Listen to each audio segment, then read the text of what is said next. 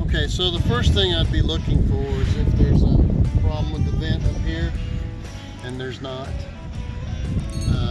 The seams right here got a little bit of a problem. Water's holding there, so that means we don't have rusted out, which is quite often the case, gutter here. But if I see right here, they made a homemade cover over this area, which is fine, but there's no foam closure, what they call a top closure or over closure. It goes over the metal outside closure, and they just caulked that back there, and that all your caulking will shrink and crack. It's just eventually it will, so we can't get in there very easily. So what we're going to do is put the foam closure to close off. Now the wind's going to always be blowing from this direction in this area, which when it rains or when water comes over onto this, the wind will push it up in here, up to those cracks, and water will find that. It'll just constantly push because the wind is always blowing from that direction. So we're going to put this foam closure, we're going to pull these screws, put this foam closure underneath these panels, and then we'll seal in front of it on the bottom. Alright? Alright, so I pulled the screws out to hold that down. And now this closure, which this you can get at your metal building supply. Actually, Lowe's had this. And I'm going to put this underneath. This particular one has sticky on the bottom. I'm going to lift this up and slide this underneath.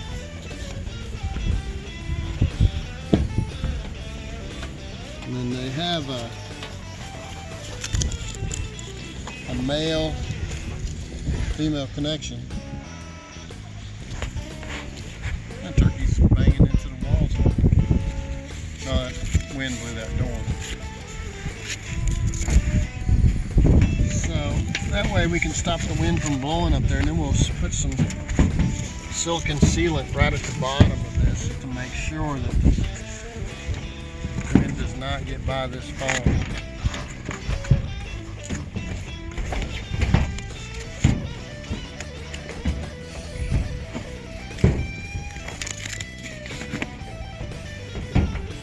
Put the screws back down also.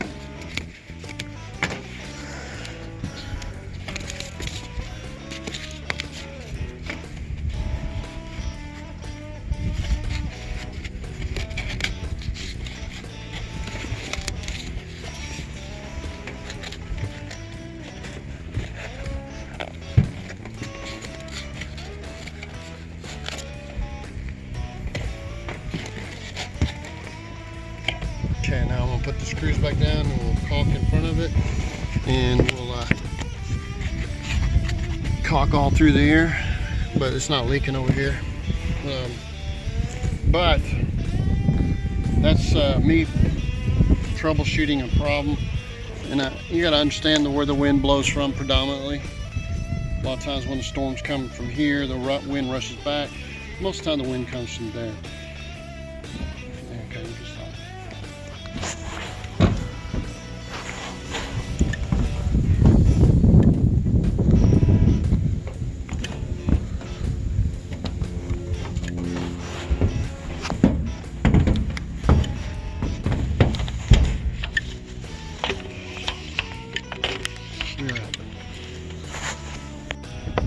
Okay, I don't know if you can tell, but there's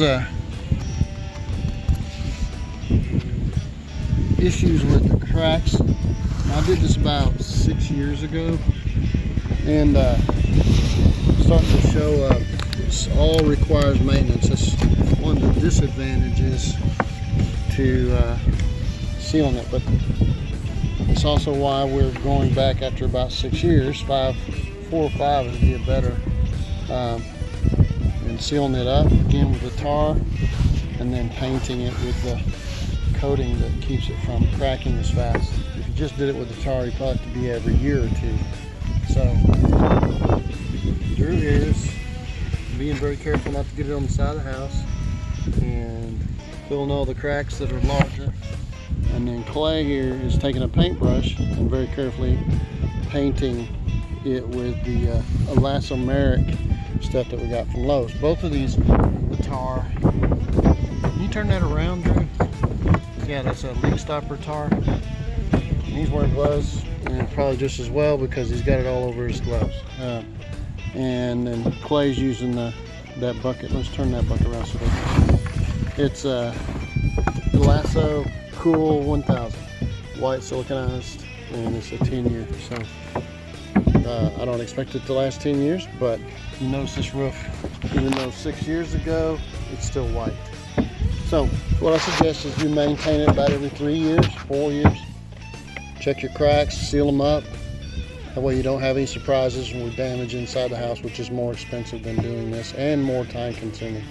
Maybe not as dangerous, because you can fall off of a ladder and not be near as dangerous as falling off of a house. So anyway, there's some notes for you guys, something that I have learned over the years, that this is a total maintenance issue like it is on every house. It's just most people don't maintain either a house with shingles or a mobile home.